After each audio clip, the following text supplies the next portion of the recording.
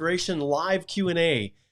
As always, I have not yet figured out exactly all the issues with my live stream, but I'm hoping today it's going to work. So if you're interested in getting your question answered, your live question answered, join me today and we'll basically spend a little bit of time trying to help you along your immigration journey. Back in just a minute.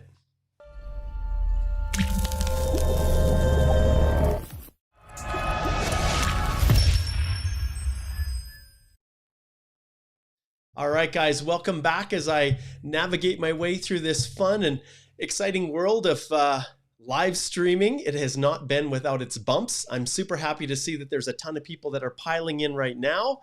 I'd love to hear where you guys are tuning in from. And as always, I have the ability here to give a shout out to those who are jumping on. So today we're going to talk a little bit more about parent and grandparent sponsorship, which is what we have started. Well, we're right in the midst of it right now. And then we're going to get to all of your live questions. And I'm crossing my fingers. We're not going to have any issues. I see a bunch of people jumping in here. Let's take a look here. I'm going to shift over to a little different view, and we're going to make this a little bit easier for everybody to see. So we've got Ralph here who's tuning in. Welcome, Ralph. Good to have you. Suresh, same story. Good to see you. Let's just see here. I'm just going to adjust this a little bit, and we'll just continue giving some shout outs to everyone here.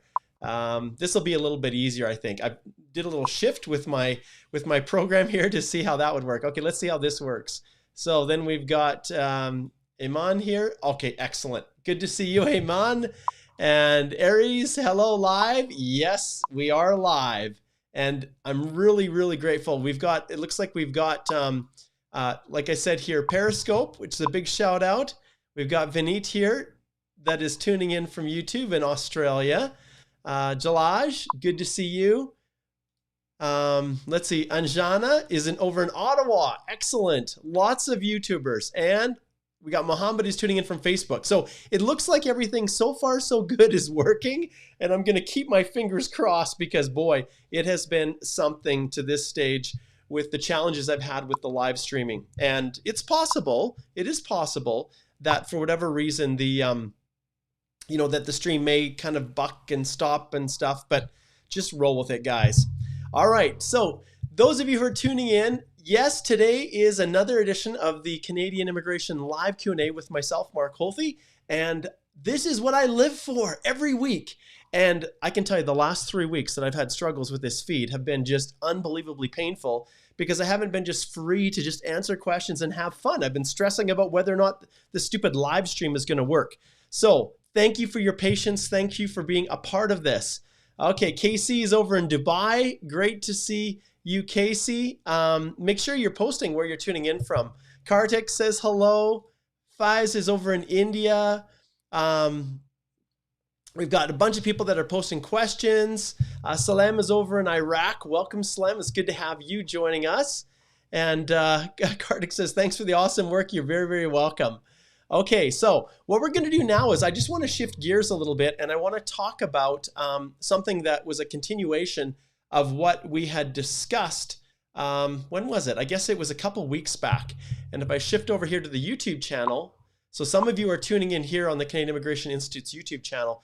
Right here, this one I'm hovering over called Parent and Grandparent Sponsorship 2020 Canada. This is the episode that if you are in any way, shape, or form interested in learning more about the sponsorship program, this is where you go. I invited one of my associates, Alicia Bachman-Bahari, to join me, and we covered a ton of information.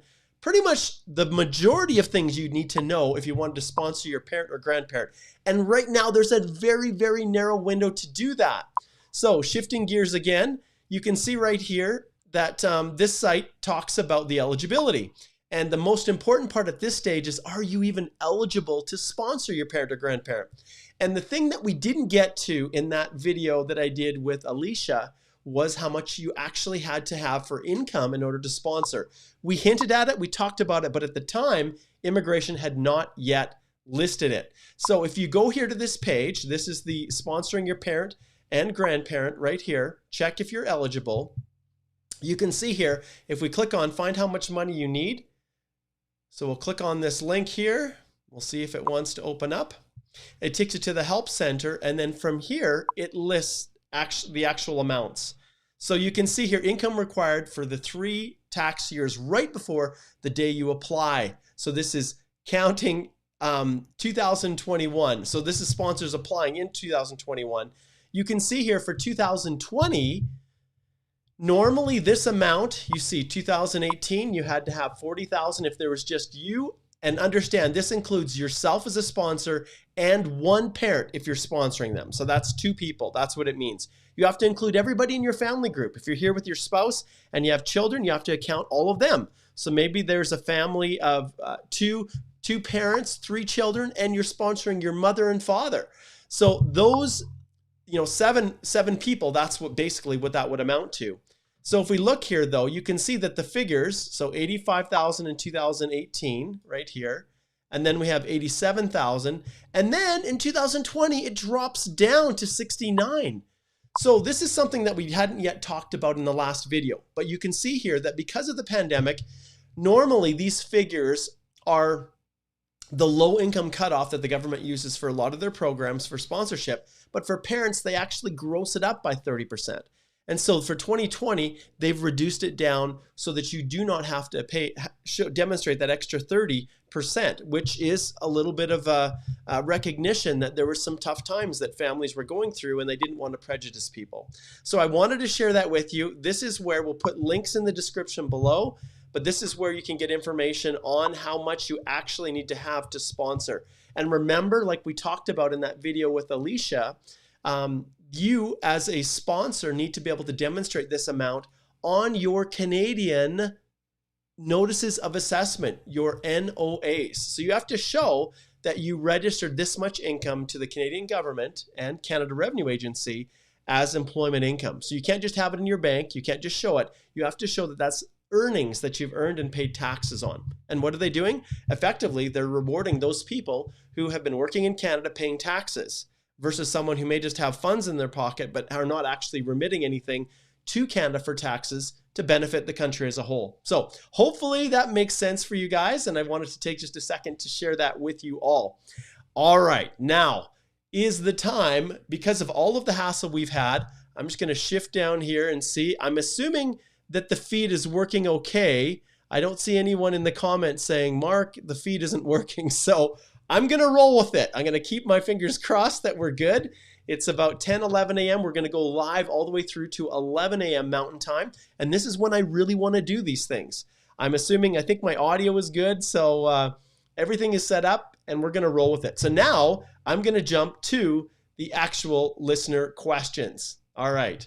So we're going to shrink this down just a little bit here. And I know that you guys have got, yeah, we're going to bump this up. Okay. And we're going to adjust this. This is the fun part when I'm working on the fly. Okay. All right. So let's zip down here. Now I'm going to jump right into answering questions. Okay. Nazu says, please tell about the Global Talent Stream.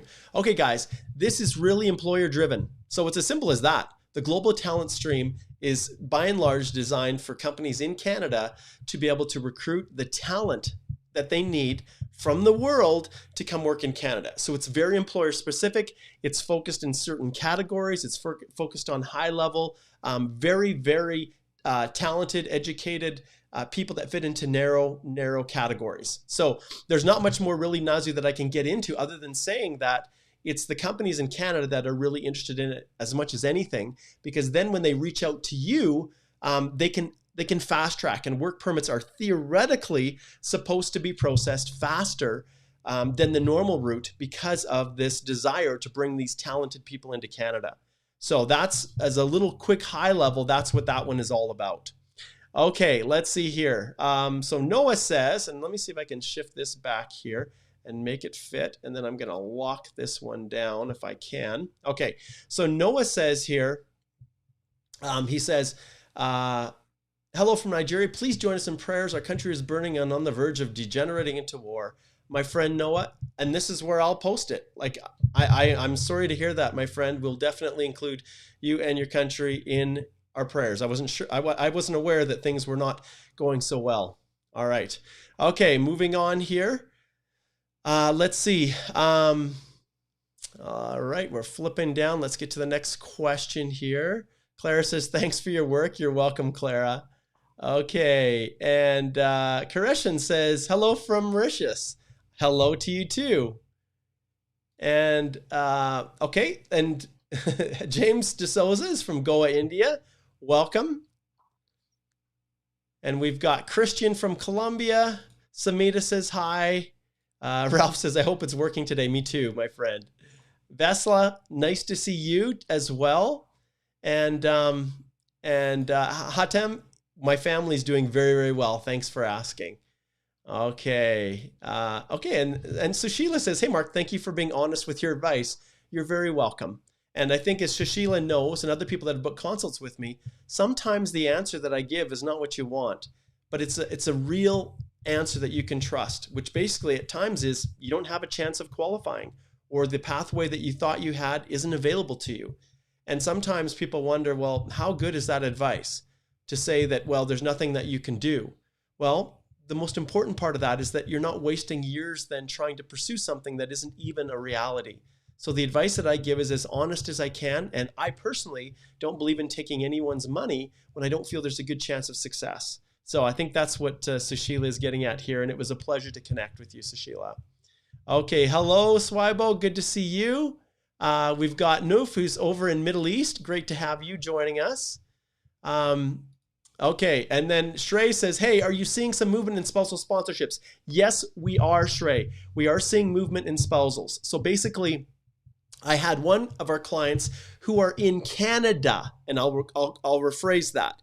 In Canada, we're finally seeing movement, but that's a positive step because in Canada, applications were also paper. And so to know that now they're actually moving forward with those is a good indication that they're also going to be moving forward with overseas applications. Because remember, with those applications, if there is a way for you to get biometrics done overseas and get the visa imprinted in the passport, the travel restrictions don't bar you as a spouse from coming to Canada to relocate with your Canadian spouse. So I'm hoping, crossing my fingers, that we're going to see further development over time. Okay, yes, Aleja, I'm doing awesome. Okay, let's see. We're going to answer one of your questions, my friend. So we'll just pull this back just a little bit here. Okay, so Raj says, got two questions. The details given in New Brunswick event registration, would that be saved and shared to IRCC? When you are providing any information to any government body when it comes to immigration, Express Entries expressly states that information will be shared between the provincial nominee programs and IRCC. So you can expect that anything that you submit to any province in Canada with respect to their immigration programs is likely and has a great potential of being shared with IRCC. So my recommendation, my friend, is that if you have issues and you're trying to work through this, that you always disclose or correct or explain if there's discrepancies that were a mistake. So I always do that. Okay, cruising on down here. Okay, Nipa, you got to give me more. She says, give me some more information about international students. Well, the reality is for international students, things are starting to open up a little bit. And it depends upon the school. If the school has a plan in place to accommodate for you to actually come, then there are possibilities for you to travel now if the travel restrictions are not preventing you from basically leaving your country. But they are starting to open things up. It all comes down to this non-optional, non-discretionary travel. And so with international students who are applying, there's still a lot of uncertainty. And for most of my clients, I am advising them to hold off in pursuing studies in Canada until this world settles down. There's just so much uncertainty. And yes, when you're submitting your application and you get that first stage of approval, you can then start and the process of going to school and things like that. But the reality is there's no guarantee even after that your study permit is going to be approved. What if something happens in the midway through, and then you've completed 1 year of school, paid a high tuition, and then you can't finish it? So because of the uncertainty for myself, I really, really shy away from applying for study permits right at this moment, at least until I know what the heck's going on with this world. Okay, Iman says, love your sessions. You're very, very welcome. Okay, Tanuja is over in Bangalore. Hatem is in Arabia. And yes, Ralph, I hope it's not buffering. And I can't tell as I scroll through all of these. It looks like no one's saying it's buffering. I can't hear anything. So I am super, super excited about that because my goodness, it was so stressful. I know frustrating for you guys, but you have no idea how stressful it was for me. Okay, Swibo's over in Manchester. Welcome. Okay, Ari says, what is immigration opportunity for Gulf for Indian nationals? Hey, it all comes down to you, your personal circumstances. This is where I do this, Aries. I ring this bell, and then I shift you guys right over here to our firm website. And when it comes to whether or not you actually qualify, that's something that really is legal advice. And that's what we do with our firm. So go here, click the Start Here button.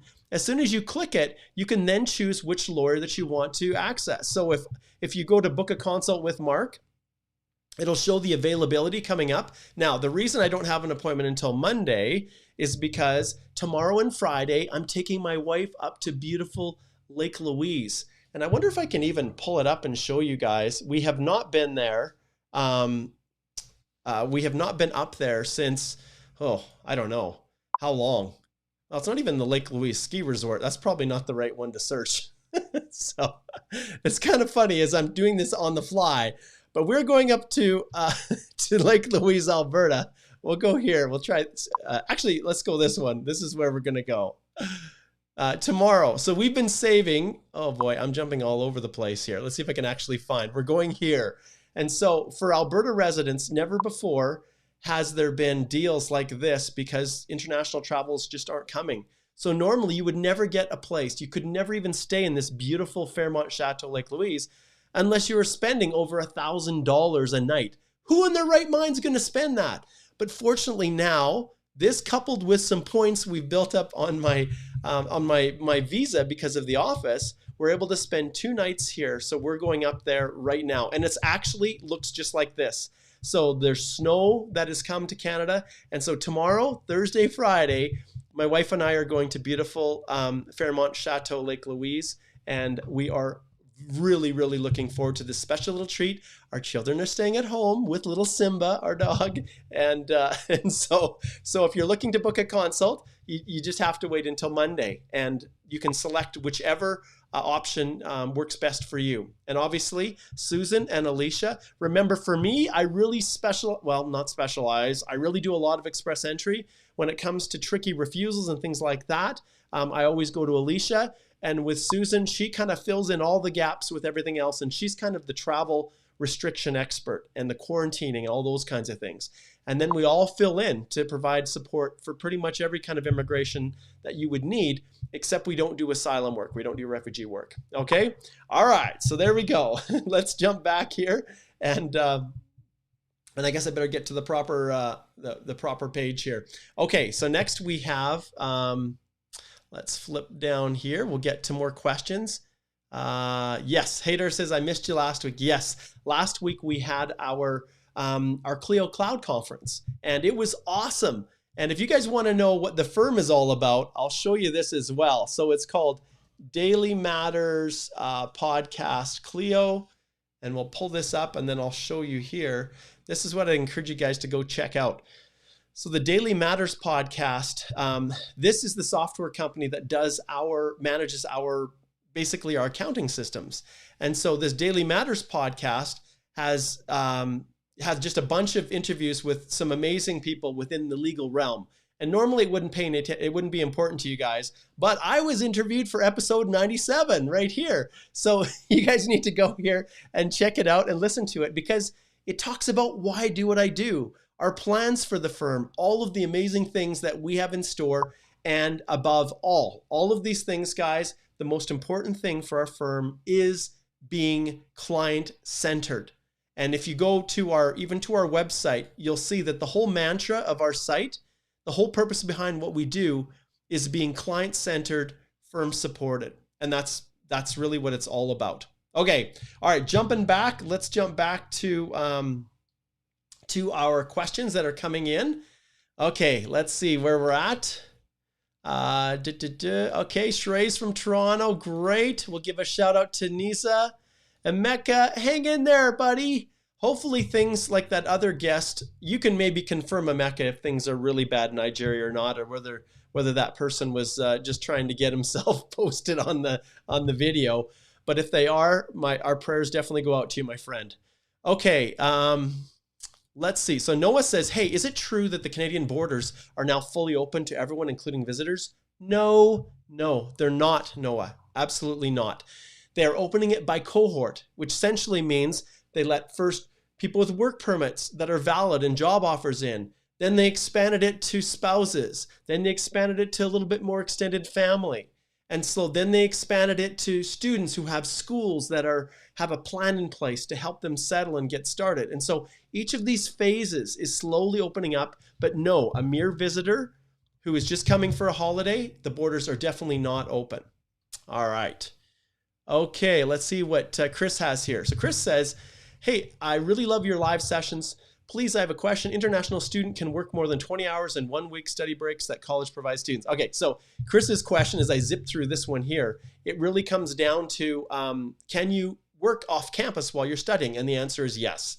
In Canada, while you're on a valid study permit, you can work up to 20 hours off campus while you're in full-time studies, and then full-time in the regular scheduled breaks. So that's one of the huge benefits to coming to study in Canada once these crazy travel restrictions are lifted. Okay.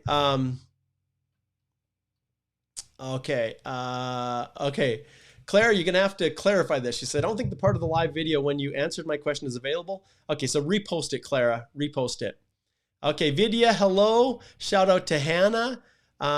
Shout out to Ahmed, who's over in Somaliland. Welcome, my friend. Okay, so Barrow says, hey, what about the family of the international student? Can they join once the student is in Canada? Thanks in advance. Okay, this is one of the great questions and the great mysteries, because right now what's happening for any accompanying family members of people on temporary status, whether it's study permits or work permits, they want to know if that entry is for an optional or discretionary purpose. And so if it's non-optional, non-discretionary, then they'll let you in. What the heck does that mean? Well, I can tell you it's all over the map, both from the standpoint of the airlines to the border to just to every party that's associated with making a decision as to whether or not your family can come. But I can tell you, if your family is coming, for example, if you're a student and your spouse, if you're referring to, has an open work permit and that spouse has a job offer, they're going to have a far greater chance of getting in than just accompanying you without a job, without any real need, I guess, to be in Canada other than to accompany you. So I'd recommend, Barrow, that I'm going to ring the bell here, and I'm going to recommend that you go over and you take a look at our site here and consider booking a consultation with one of our lawyers, because at the end of the day, every person's situation is a little bit different. And because of that, you don't want to be in a situation where you are, where you're relying on some general advice that may not apply in your specific circumstance. So it's definitely a bell ringing. And I recommend, once again, like I said, that you consider booking a consult so that we can go through it and answer any questions that you have. All right. Okay, we'll jump back to our questions again. Okay, cruising down. Let's see what we have here. Okay, so we'll see if we can shrink this one down just a little bit so we can all see it. Okay, hey Mark, on my application, it showed the status profile updated and again changed to submitted. No information has been changed, and it has happened twice with me in the last 2 days. Okay, this is a classic example of where you can't rely on your GCMS notes or anything within the information that you see online as being a day-to-day predictor of where you're at. There's a wide variety of reasons why things change. And I've had this discussion a lot with many of my clients who call and say, my application has been stalled out. I requested the GCMS notes, those file notes, to see what steps have been taken on my application. And guys, understand that those are only as accurate as the officer who's actually updating them. So they could be working on something on the side and haven't gotten around to updating the file. And that's why some people who have officers who update every minute see lots of progress. And then others who have an officer who doesn't update, well, you may be no further behind than that other person who who had the more conscientious officer, you may be no further behind, because then all of a sudden you jump from one stage all the way to the end. And then you're in this situation where you're no further behind than the person who was watching these incremental changes. And so I wouldn't read too much into it. Really, at the end of the day, it's going to be processed when it's processed. All right. Okay, so Clara, repost your question. Okay, let's see who's next here. Noof says, what's your stand on CRS score with 360 with the PNP program? Which province have more chance of invitation with knock in aviation supervisor? So once again, Noof, this really, I need to know a whole lot more about your situation. And so as I indicated before, it's really important that you consider booking a consult. And if you do that, then you're in a far greater opportunity or position to have me go through everything and really assess. But I will tell you something. Right now, many of the PNP programs are really scaling back, extending invitations and nominations to people who are outside of Canada with no connection to Canada. And so you look at the province of Alberta, where recently they advised us that they were going to reduce by 30% the number of nominations that they extended this year. Well, generally speaking, I had a conversation with the Minister of Employment and Immigration in Alberta about this just last Friday, and he confirmed that to a large extent, those nominations they're not giving out really were falling under the express entry stream for people that didn't have a connection to Alberta. So we're seeing that across the board. So at 360, you're not going to get an ITA at all through the regular express entry stream. The scores are just too high. With the Canadian Experience class, if you're in Canada working, the most recent draw was, I think, 454. And then you look at the most recent draw for the open category was 471. So when you have that high of a draw total, being in the low 360s is just not going to happen. So I think your odds right now, my friend, are low, but booking a consult, we can go through and determine exactly where things are at. Okay, let's take a look at Claire. She says, okay, so here's Claire's question. Do my IELTS results have to be valid for 1 year when I create my express entry profile? My result will expire in 4 months. My score's almost 480. Can I create a profile now and proceed forward to get PR? Yes, Clara, there's an element of this, Clara. There's an element of legal, because I can't speak specifically about your situation without looking at the documents, having a consult, having a chance to speak with you. But generally speaking, language results are valid for 2 years. And as long as your results are valid on the day that the completeness check is done, when you've submitted your EAPR and they've completed that completeness check, as long as they're valid within that 2-year period, then it doesn't matter if they expire after that. So it really comes down to how fast you're going to get your ITA. Well, at 480, you should get it, because that's above the range. And so if you still have 4 months, you're probably going to be okay if you can get it submitted right away. But as always, every situation is different, and that's a general response. Don't treat it as legal advice. Okay. Let's see here. Okay, Kartik says, hey, any idea when CIC will send out invitations after the application window closes? Okay, and that's really, I'm assuming, Kartik, you're talking about the parent and grandparent. We just don't know. I have to assume, I think 10,000 is what they're taking. I have to assume that things are going to be slow. So this is a slow process. I wouldn't expect to see anything for a number of months, 4 or 5 months, probably at least. And so you're just going to have to ride it out. And a lot of people are in this uncertain time. Okay. Okay, and no, I already told you, no visitors, my friend. We've answered that one. Okay, let's see here. Hatem says, hey, we're expecting a baby coming in June while we are waiting for passport request. Could we ask for extensions in the event of receiving PPR prior to delivery? Absolutely. Yeah, that's exactly what you do. And then you definitely want to add that baby in to your application, which will extend it. It'll require more time to process, but for sure you want to include them and not land yourselves or get the passport visas and then go and leave your baby behind so that you can land. You don't want to do that. That baby needs to be fully disclosed as a part of your application and included. It'll make life way easier for you guys. Okay.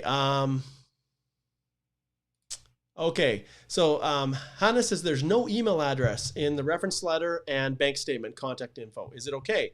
Well, it's not fatal, but understand that every piece of information that they would normally expect to see on those letters is going to be a detractor. It's going to be something that's going to kind of weigh on that scale, right? That's, are they going to approve? Are they going to refuse? Excuse me, the more positives, including all of the information they've asked for, that's going to be better than if you don't have certain aspects. But generally speaking, it's not fatal as long as there's a way to contact them. And if there isn't an email address, often on bank statements, we don't. So the bank letters in many cases don't have email addresses. So you need to make sure that all the other contact information is there. But for a reference letter, yeah, there usually is. And there's no reason why there shouldn't be. So it's not, like I said, it's not fatal, but you definitely, in your situation as to whether or not it will affect your individual application, once again, right here, right? And then we shift over here once again. That's where I'd recommend you go, and we can take a look at everything and determine if it really is going to be a problem. Okay, jumping back, let's see what we got here. Okay, Shruti is also asking the same thing about the spousal visa. Is there any update? In Canada, they're moving forward. Outside of Canada, slowly, very slowly, but we are seeing movement. Okay, Khan says, hey, question about medical, which I had July 2020, and my ITA was canceled as incomplete. See, this happens all the time. And you go all over the internet, there are so many people that say, hey, don't worry about it. It's easy. Anybody can do it. You don't need assistance. And this is what happens. The smallest little thing. And I can't tell you how many clients who even book consults with me and then choose not to retain us to do a full comprehensive review collaboratively with them. Those people who choose not to do that, I can't tell you how many times they come back and they forgot or failed to do something else that never came up in the consult because they never asked it. And then they lost their opportunity. And I'm grateful. So Khan, you said here that you entered the pool again and received a new ITA. Can I still use this medical for the new ITA? Yes, you can absolutely use that medical. It's still valid, and you just upload that same e-medical information sheet into your EAPR. But yeah, I can't tell you how many people have gone through the process and for something so small and insignificant, get their application returned. In your case, Khan, I'm so grateful you were able to get a new ITA, but I can't tell you how many people were drawn maybe at 471 or even at a time when the score was 470 and it's never come down to that spot again. And then they have a birthday, which then causes them to lose 5 more points, dropping them down to 465 or 466. And then they never have an opportunity to immigrate to Canada again, all because of a small, simple, insignificant mistake. And that's why I transformed my whole practice. That's why I changed. I switched and reduced my fees to a range where I'm not making any less money than I was before, but now I get to work directly with my clients and they become my paralegals. In other words, they're the ones who are DIYers at heart, who just need a little bit of help and assistance and assurance to know that they've got everything correct when they submit it and that they're not missing things. And that's what we do. And then they carry on and drive the process forward. Okay. It's interesting. I had a consult with someone who left they left a 4 out of 10 star review. I always ask my clients to give me feedback. And the comment was that in the 25-minute consult, and that's what these consultations are, guys. So these consults right here are 25 minutes. And let me see if I can just delete this critter off of here. These are 25-minute consults, and they're designed to be really quick, efficient, super effective. But sometimes I get people who send me information to basically do a full review, or there are so many questions that they're asking that it's impossible for me to get to them. And in those situations, I received one feedback from a client. Maybe they're even watching this live stream now. I don't know. But they were unhappy because I only got to 3 out of the 5 questions. And then when time was running out, I said, you really should consider hiring us to do a full review of your application. And because we didn't get to the last 2 questions, and I explained how the service works for the purposes of this review plan that we have, they were upset. And I make no excuses for that. 0. I can't tell you how many times I've seen people make these little mistakes. And in the process of the consult, yeah, we can't. And if we can't get through every question, I'm not going to rush. I'm not, because it's critical that you get the information that you need and that I understand your situation. And so sometimes I can't get through all of them, and then we need to book another 25-minute consult. But anyways, that was one of my most recent experiences with clients. And I am 100% committed behind the model that we follow here. I love the short little consults. Why would you want to pay $400 for an hour if we can get through it in 25 minutes? And so that's how it's structured. Okay, let's keep moving on here to all these questions. Okay, so this is a classic one here. Haydar says, hey, my wife is the principal applicant. Do I need to give my bank statement as well? Nope, you don't. As long as you've got enough in yours, it's only the principal applicant that needs to provide bank statements. Okay, Aman, I can't go through the whole caregiver process in this. I recommend, I'm going to ring the bell. I'm going to push you over here. I'm going to drop this off and I'm going to push you over here. This is where you go. Alicia is, and both Alicia and Susan are awesome, and they can most definitely answer all questions that you have about the caregiver program. All right. Okay, cruising on some more here. Let's see. Okay, Vesela says, hey, if I qualify for both the spouse, basically spousal open work permit, I think is what she's asking here, and the bridging open work permit, which one to choose to apply? I'll be honest, it doesn't matter. It really doesn't. They both carry the same weight. I guess ultimately it depends on, with the bridging open work permit, you're not tied to your spouse if you have your own PR application in the queue. So yeah, but as far as which one to use, they're both open, and really there isn't a significant amount of difference between the two. All right, let's see here. Okay, I have 1 year. Triapos says, I have 1 year, solid 55 weeks at a company A, but I now have a new job at company B. Okay, this one, I'm gonna ring this bell, and I'm gonna say this is super specific, and you are definitely going to need to shift over and book a consult for us to go through everything in detail. It's not something that I'm gonna be able to answer in this live Q&A. So I'd want to look and see at a number of factors, because it's not just the time that you've worked. It's are the occupations, are they in the same, the same knock code? That's the first question I'd ask, which I don't know here. And so whether it's full-time or part-time, it's continuous. Have you already met the 1 year minimum? If you have, is that enough to get the points for the federal skilled worker program? 67 points out of 100. If you have that, then maybe you can use work experience from another job to count towards your comprehensive ranking system score. So there's a number of different things that really prevent me from giving you specific advice. Okay. All right. Let's see. Hannah says, my ECA report is being reviewed now for a mistake in the city of my institution 1 month after I wrote to them. But I have already submitted my old report in my EAPR. Is it okay? Well, at the end of the day, you're going to want to update it, because that information is going to be transmitted to immigration eventually. And you want to make sure that that if there are changes that could potentially impact in the processing of your EAPR, then I think when things settle down, you need to get it updated. Because if there's a change with your ECA and then they're somehow retracting what they had originally indicated for you, that could be a problem. So you'll need to correct that. Okay, let's see here. Casey says, hey, I'd like to ask, since I got my PPR yesterday, congratulations. Let's see what I got here. There we go. Awesome. I got my PPR yesterday, as it was said in the email. COPR expiry is the same as the medical expiry. What should I do if I'm not yet ready to go and my COPR is expiring? You need to notify immigration. So ultimately, right now during the pandemic, they are allowing people to notify immigration that they are not able to travel because of the pandemic. That's the key. You can't just not want to travel because it's not convenient.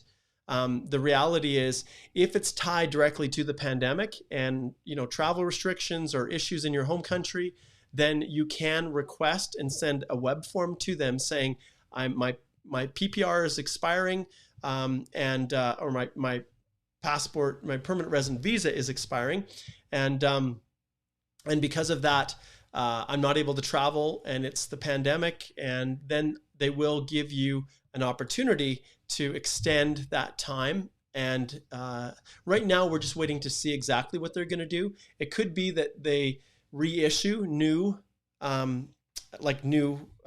passport, permanent resident visas, and new confirmations of permanent residence. That's more than likely what they're going to do. But you won't lose out in your opportunity like you did before the pandemic. If your permanent resident visa expired before you're able to travel, then you're done. So, all right, good question.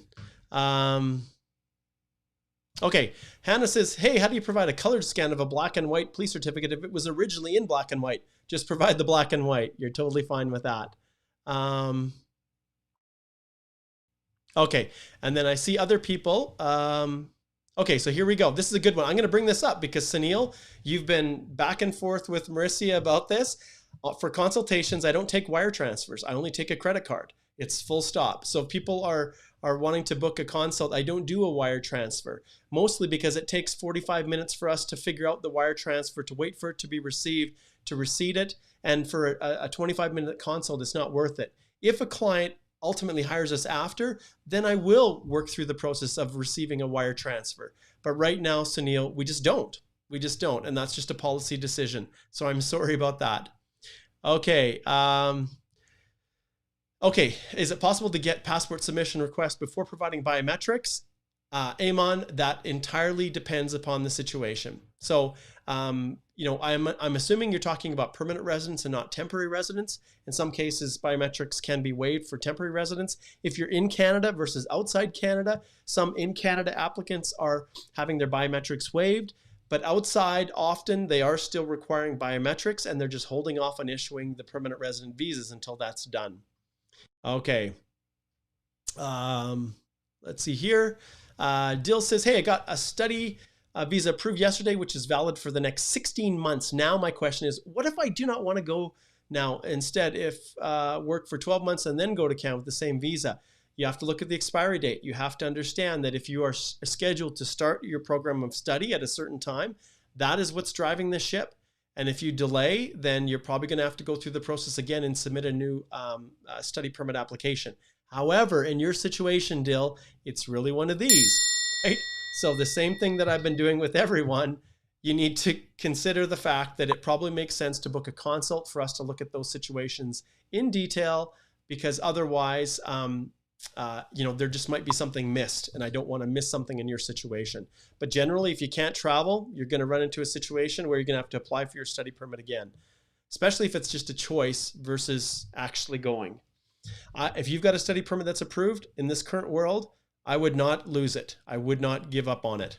Okay. Or delay it. I would take advantage wherever possible if you've already got it approved. Okay.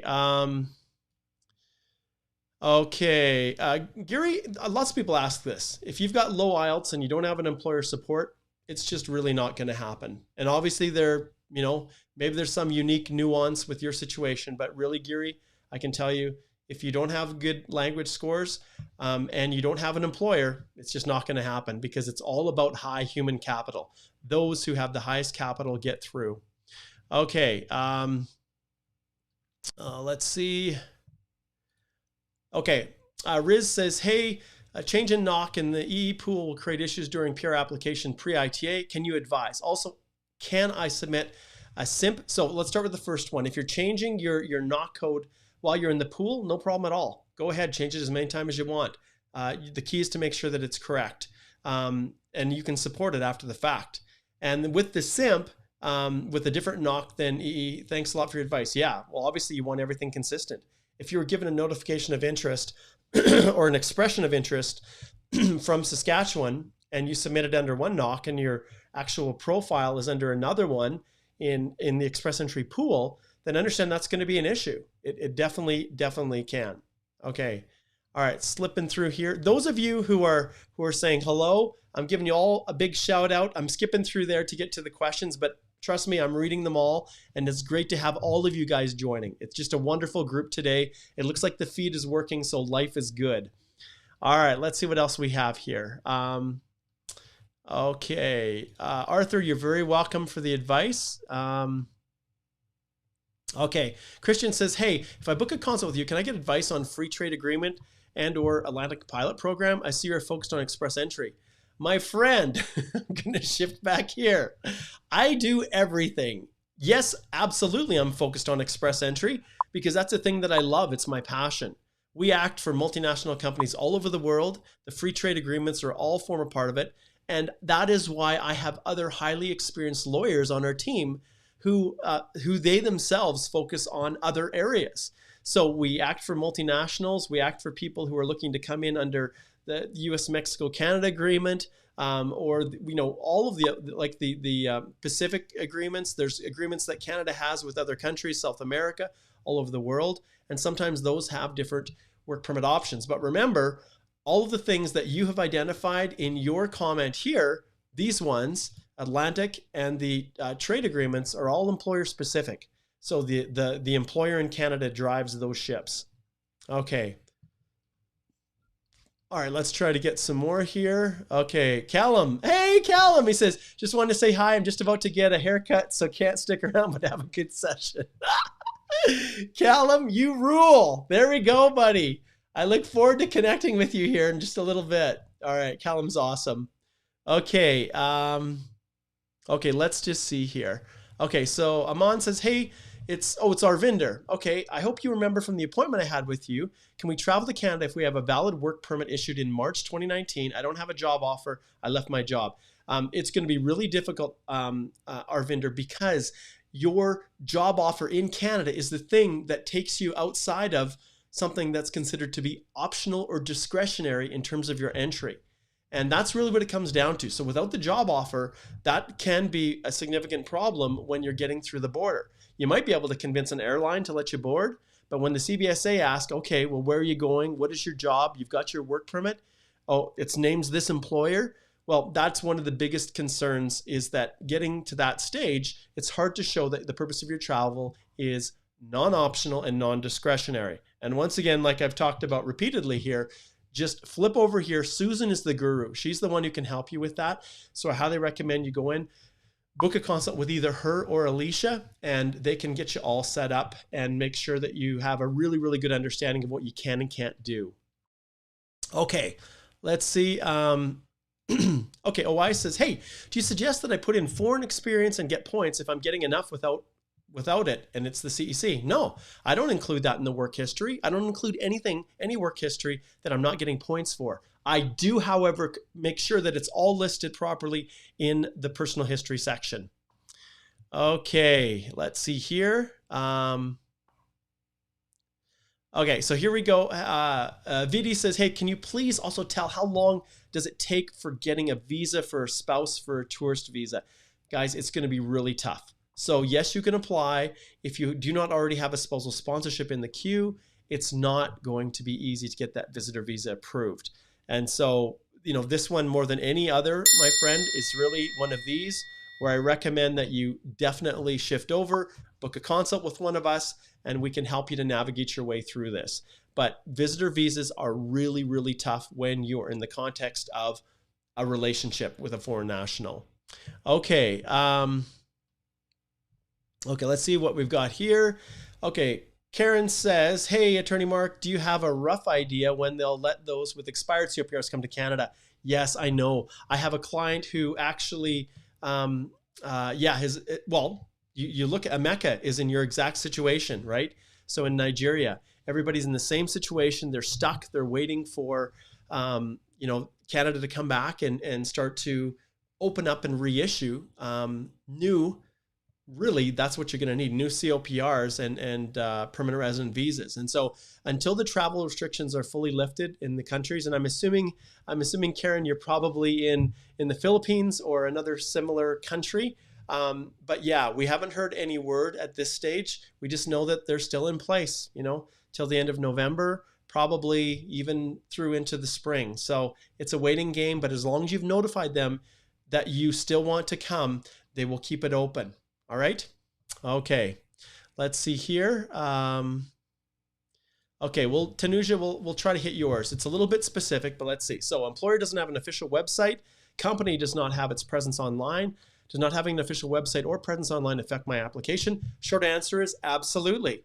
Because one of the main ways that the officers, excuse me, assess the genuineness of your job offer is by trying to find the company through public sources. If they can find a website, if they can find other evidence that the company exists, even some wonderful thing like you're on the website as one of the employees and your picture's there, that's like rock solid. But yes, if your company does not have a website, then we have to look at a number of different things. Is it registered? Is there other proof that the company exists, that they've paid taxes, that you have pay stubs, that you've remitted taxes, that the government acknowledges the company exists? Do you have other things? Is there other advertisements or brochures or things that your company puts out for marketing purposes? You know, is the company, you know, if it does work freelance like online, is there, you know, Fiverr accounts? Is there other things? So there's a whole host of things that really come down once again to this, right? It comes down to connecting with us and having us go through to see how we can support you in a circumstance when it's going to be hard for that officer to verify. All right, let's see who's next here. And if you are asking questions that are very, very specific, I'm going to be skipping through because those questions really relate specifically to you, and I can't give you a specific answer. I have to get way more information, and we have to set up a consult where I can actually give you legal advice, because I'm bound not to be throwing out legal advice, specific legal advice, without understanding the facts, because the reality is I don't want to give you bad information, right? And bad advice, really. Okay. Okay, here's a good question. Hannah says right here, in the personal history, if the info we add is not in sequence from the most recent to the least recent, will it create a problem with IRCC? No, because when you open up your new EAPR and you go to the personal history section, they've automatically pulled over your education and your work history. And so in those circumstances, it's by its very nature, it's not going to be in order. So don't worry about it. It's not a problem. Just make sure there's no gaps. All right. Okay, so Mama says, hey, does a baby Canadian citizen count for applications for extended family members, grandparents, travel restrictions? So leveraging a child that's a Canadian-born child, it depends on the circumstances. Generally speaking, you're not at a significant advantage over everybody else, but sometimes, depending on if you're in Canada right now, there are humanitarian and compassionate applications that can be submitted to justify why you should be able to stay with your Canadian child in Canada. But when you're looking at the other applications, there isn't a significant bump or advantage. And obviously that child can't sponsor you because they have to have 3 years of skilled work in Canada where they're paying taxes. So they have to be an adult child with employment in Canada. So not generally. Okay. Okay, so here's a classic one. So Somadina says, hey, I just got an ITA once again. Congratulations. That's awesome. I just, and I plan on getting married early next year. Can I add my wife to my application after submitting my profile?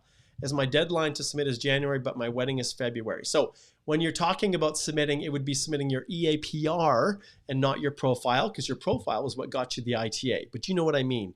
In your situation, no, you can add that spouse after you've submitted your EAPR. It will prolong things, but as long as that spouse, you weren't common law before where they would still be considered a spouse, and then your failure to disclose them could result in you being barred from forever sponsoring them.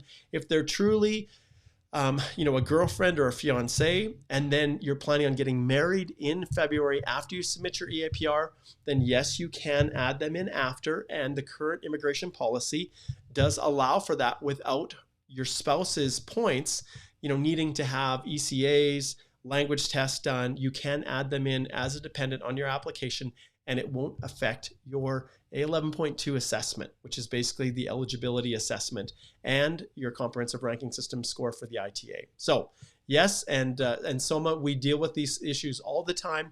We help our clients all the time with this type of a situation, and we'd be happy to help you as well.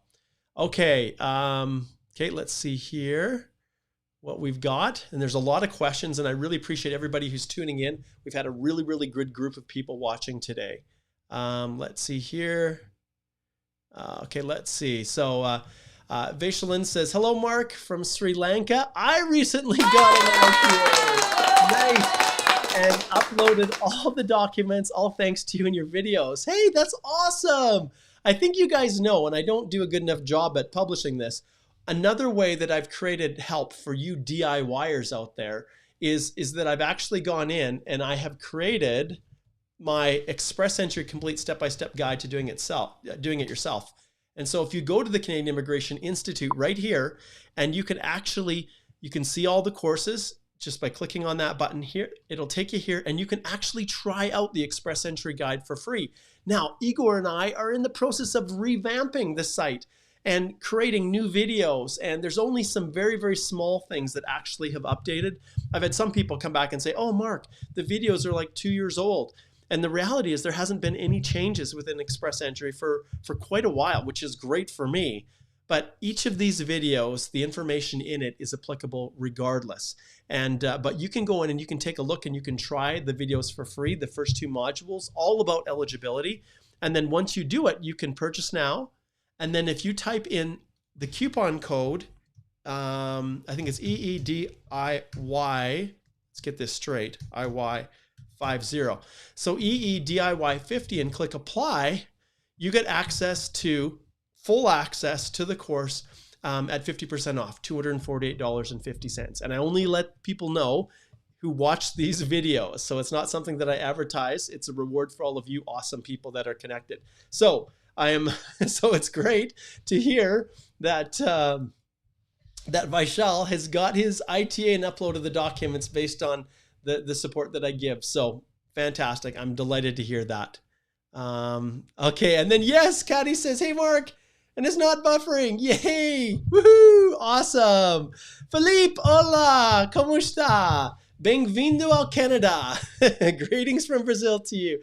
Yep. So greetings from Canada as well. I love my Brazilian clients. I love my Portuguese clients. It's the only opportunity that I have to practice my Portuguese. I'm in Lethbridge, Alberta, Canada. That's where I live and practice, which is not the center of Portuguese community life. And so anytime I get people like Felipe here who reach out, it's awesome. Very awesome. I love connecting. I love practicing my Portuguese, and muito prazer em conhecê-lo, Felipe. All right, moving on here.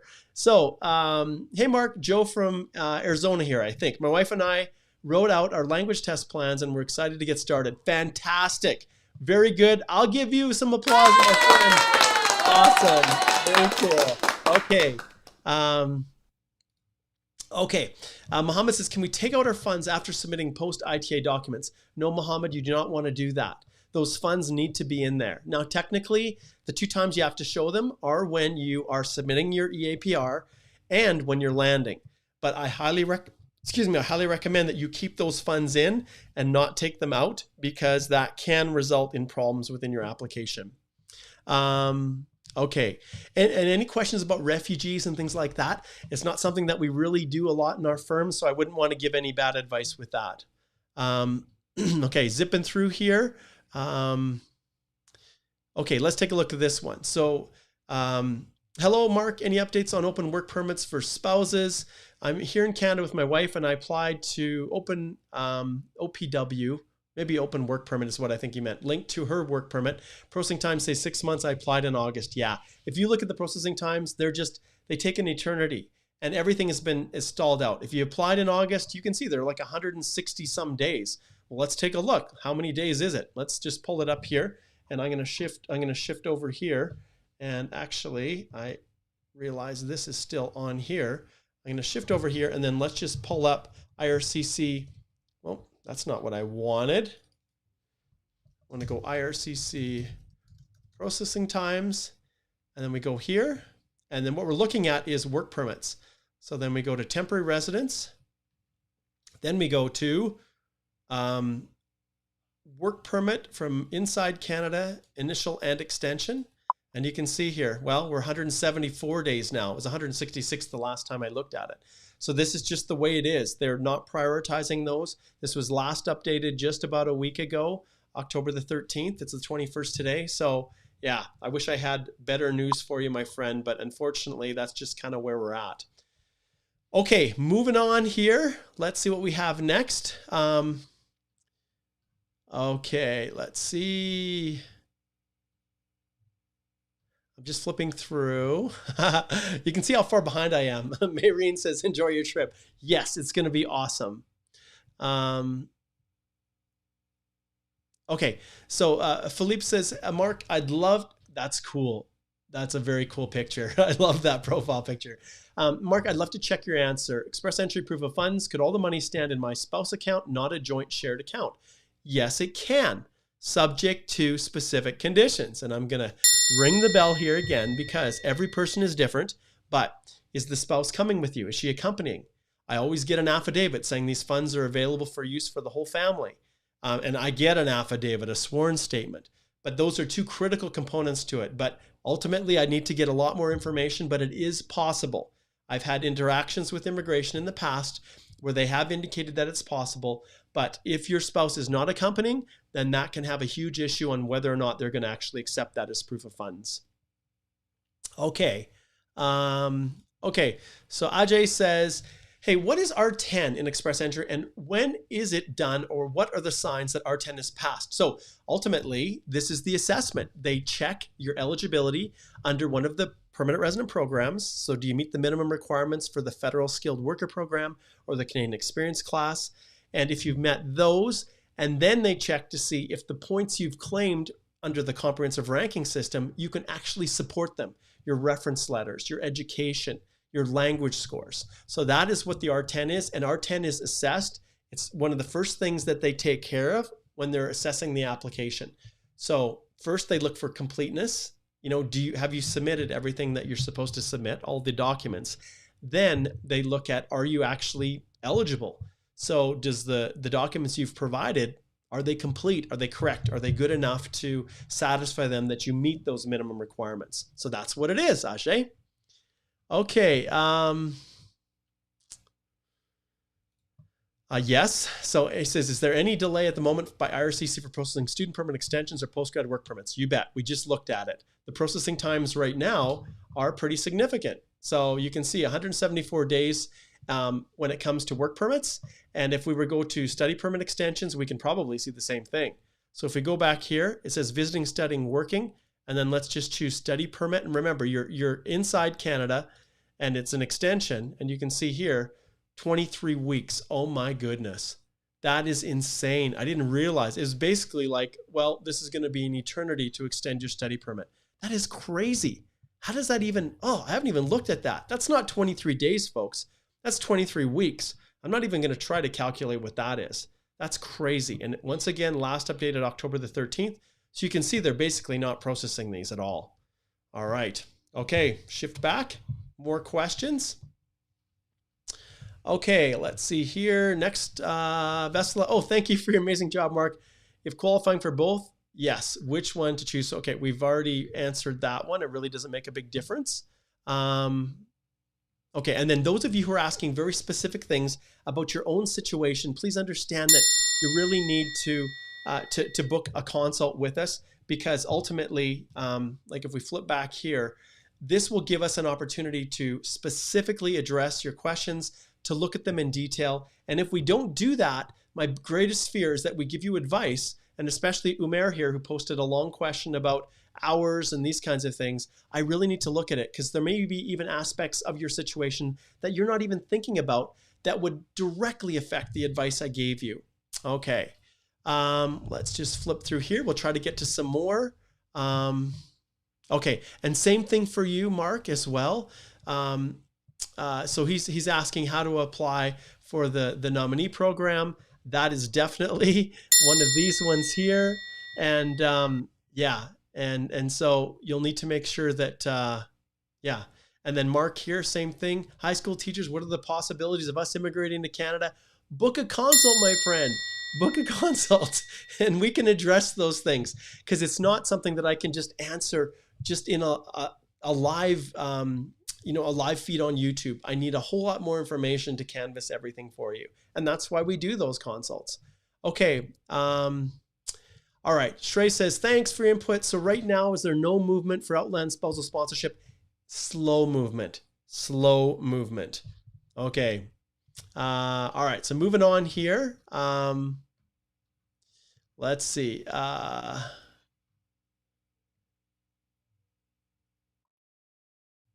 Okay, here's a good question. I will jump to this one. So same thing. I know I gave you the bell before, but this is one I can't answer. So if you have bachelor's or other credentials outside of Canada and you have a master's in Canada, then often the master's alone, if you have an ECA, is enough to put in your education history. That's how I approach it. Well, ultimately, if it's a Canadian credential, you don't need an ECA. So you can just submit the Canadian credential as your highest level master's, and often that will be sufficient. But make sure you list, if it's within the last 10 years, all of that previous education that you had. Okay. Okay, so once again, this is one thing that's a real impossibility for me to answer. So how much time does it take after submitting the docs till the time you get PR? We just are not certain. If you're in Canada, I think there's actually a really good chance that you could get it within the 6 months that they've processed. If you're outside of Canada, then boy, everything is just up in the air. Okay, Gail, greetings to you in Belgium. Okay, let's see here. Okay, this is a real tricky one. So self-employed professional, sales agent, for example, what are ways to prove work experience for express entry? I think you guys know. I'll jump in here and I'll just show you. And hey, we're overtime, 11:10. Wow, I can't believe how fast the time is passing. Dang it. Let me just see if I'm not missing something here. I don't think I am. Now I'm just trying to find my phone, which now I can't even find that. Dang it. See, this is what happens when you're having fun. I don't even know where my, didn't I bring it? Oh, just give me a second here. Shoot. Whatever. Whatever. I was going to look and see if I had something else. I think I probably should consider wrapping this up. But in terms of self-employed work experience, you want to try to get as close as possible as you can to what's required for a traditional employer-employee relationship. You have to find a way to prove all those things: continuous work, full-time, at least 30 hours, that you were paid, that your duties were within the NOC that you've listed. And I'll tell you right now, this is probably one of the more common times when people do this, right, and book a consult with us. It's people that are in a self-employed situation. So you might want to consider doing that. What are some other things, if we're to jump back here, for self-employed? Some other things traditionally that we have, you've got communication from clients, proof like good documents showing that you've been paid, the projects you've worked on. If you have other people, even your clients, that can confirm exactly what you did, that kind of replace the job duties. Those are types of things that we typically show. But for all intents and purposes, every self-employed situation is different, and it is not easy to prove. That's for sure. Okay, we'll answer a few more questions here. And I can see that are slowly starting to cycle through. There's a lot that we didn't get to today, but boy, we got through a lot. And today was a pretty awesome day. All right, so I'm going to wrap this up today. But you guys, I want to express my sincere appreciation, as always, for your support, for your patience. I'm glad the stream worked today. That gives me an unbelievable amount of peace of mind, knowing that everything has been so up in the air the last 3 weeks. Now I have a little bit more comfort in continuing forward with my Immigration Nation videos. And remember, like I talked about before, those of you who are looking at getting just a little bit more help, remember that I have the guide here, the Express Entry Do-It-Yourself, and it says guide here, but really it's a full course. And all of the videos, everything associated with it, are all designed to walk you through step by step through the process. And if you punch in the code, and I'll just see if I can back up here, you can try it for free. You click on this button and you can log in and you can get access to the course and try it for free.